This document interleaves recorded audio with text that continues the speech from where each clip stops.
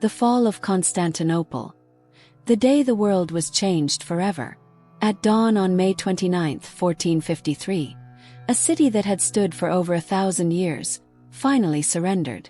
Constantinople, the last remnant of the Roman Empire, fell to the roar of Ottoman cannons.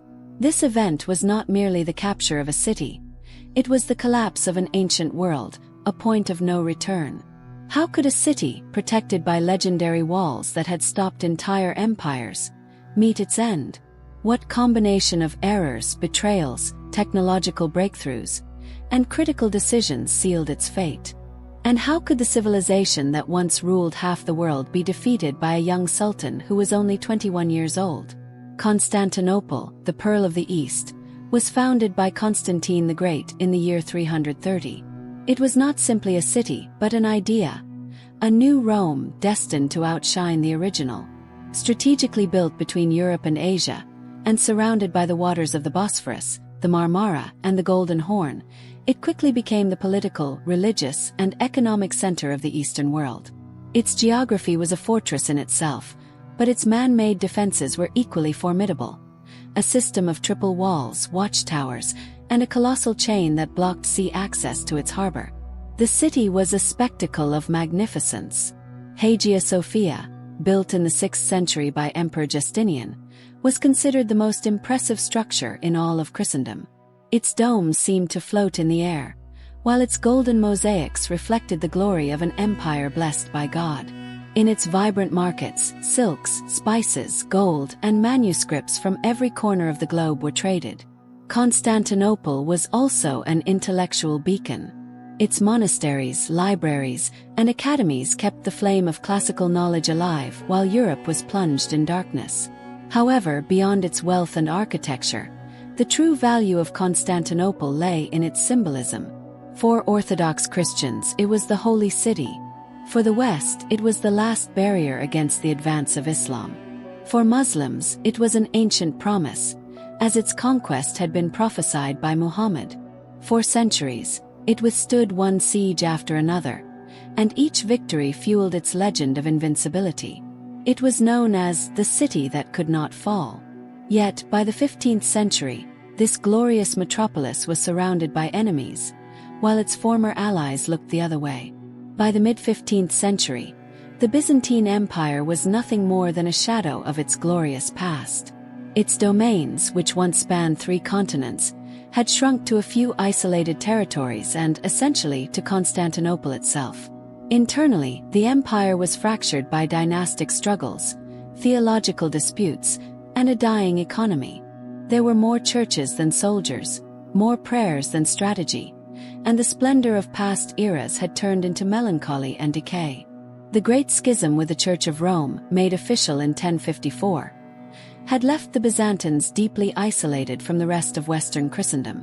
Despite attempts at reconciliation, a large part of Constantinople's population rejected them. It was said in the streets that they preferred the Sultan's turban to the Pope's tiara. This firm ideological and spiritual opposition was an insurmountable obstacle to forging a solid defensive alliance. While the kingdoms of Europe were entangled in their own conflicts, Constantinople stood alone, torn between its faith and harsh political reality. Its population had also drastically declined. From a city of over 500,000 souls, it now barely had between 50,000 and 100,000 inhabitants.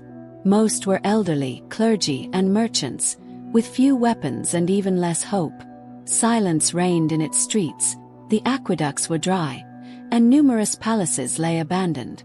Constantinople retained its majesty, but it was that of a ruined cathedral, beautiful but desolate and empty. Without strong allies, without a modern army, and with a virtually non-existent navy, its fate seemed sealed. The only question was when, and who would be the executioner? Mehmed II was not just any sultan. He ascended to the throne in 1451, after the death of his father, Murad II. He was only 19 years old, but from childhood, he had been trained for greatness by the most distinguished scholars of the Muslim world. His education was not limited to religion. It also covered Greek philosophy, Roman history, mathematics, astronomy, administration, and several languages. From a young age, a single objective dominated his thoughts: the conquest of Constantinople. This ambition was not merely personal, but a prophetic mission.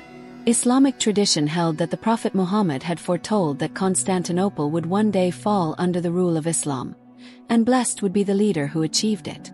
Mehmed was convinced he was that destined leader and had no intention of failing. His subsequent actions demonstrated a masterful combination of political vision, military preparation, and unprecedented strategic audacity.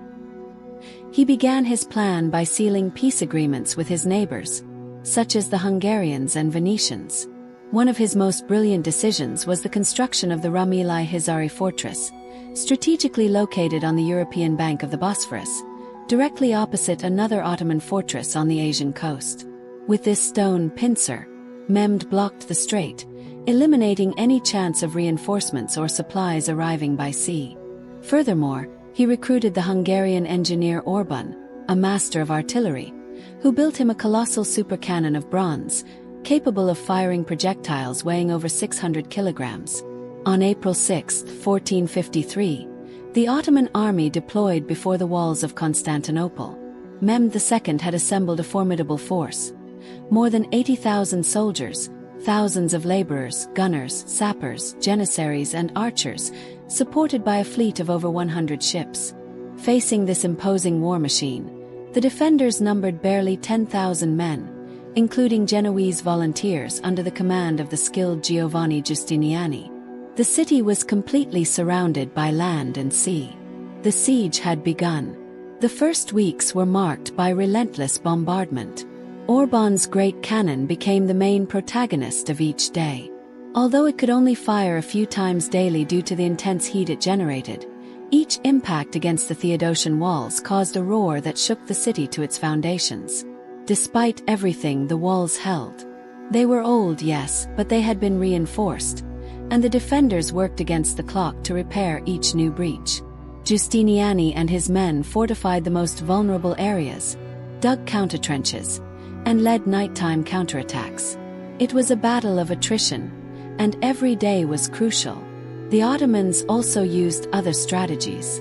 They tried to undermine the walls with underground tunnels, launched surprise attacks at night, and built mobile ramps to assault the upper defenses. However, Constantinople defended itself with admirable tenacity. Despite being overwhelmingly outnumbered, its defenders fought fiercely. They knew every corner of their city and fought not for strategy, but for mere survival.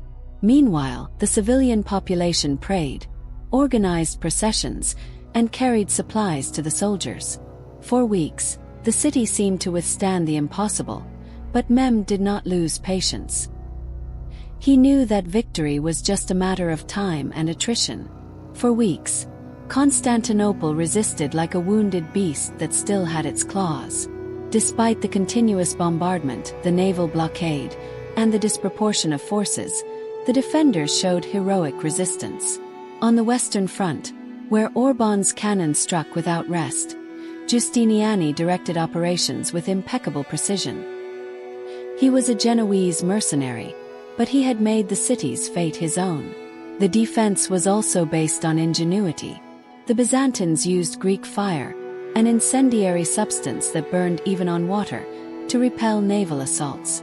They used traps, boiling oil, arrows, and improvised catapults.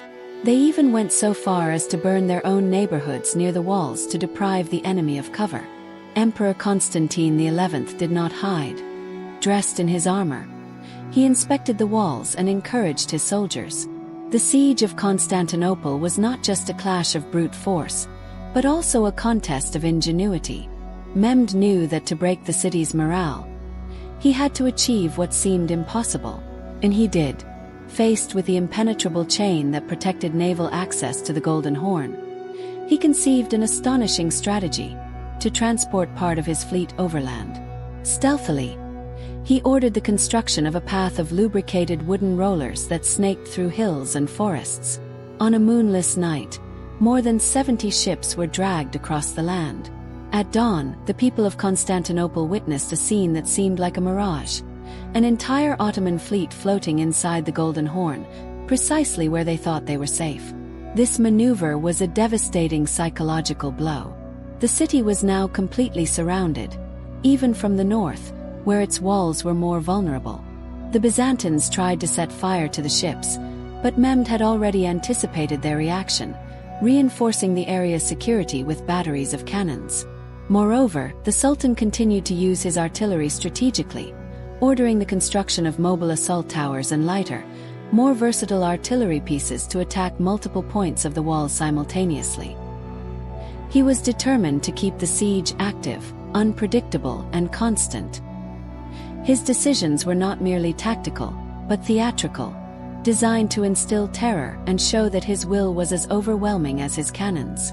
The night of May 28, 1453, was different, more solemn and silent. The bells of all the churches rang in unison, for the first and last time in centuries. The inhabitants of Constantinople, setting aside their religious differences, flocked to Hagia Sophia, both Orthodox and Catholics. Emperor Constantine XI walked between columns steeped in incense, knelt before the altar, and begged for forgiveness. That night there were no more orders, only prayers. In their homes, families lit candles, many wrote their last wills, and others simply wept in silence. The soldiers shared their last meal, sharpened their weapons, and gazed at the starry sky with resignation.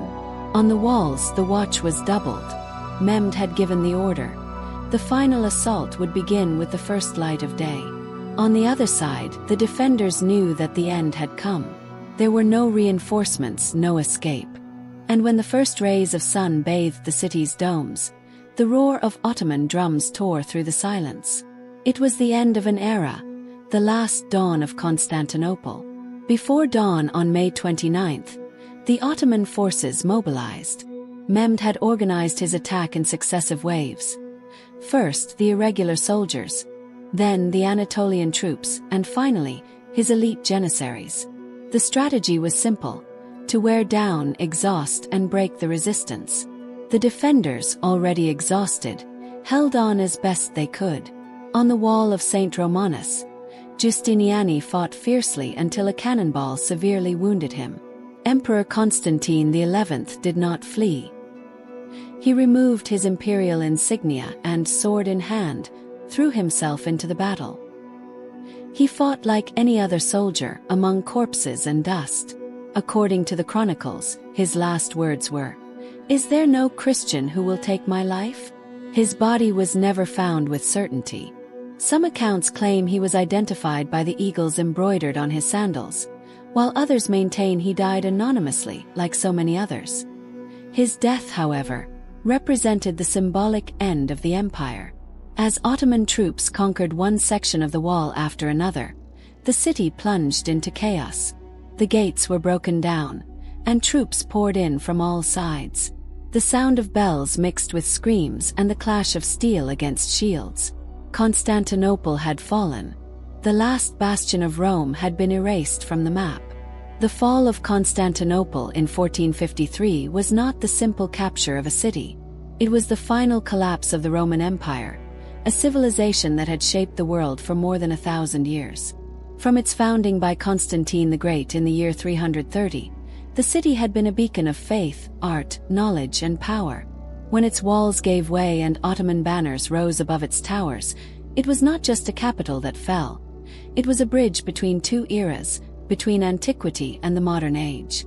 If this story has moved you, subscribe.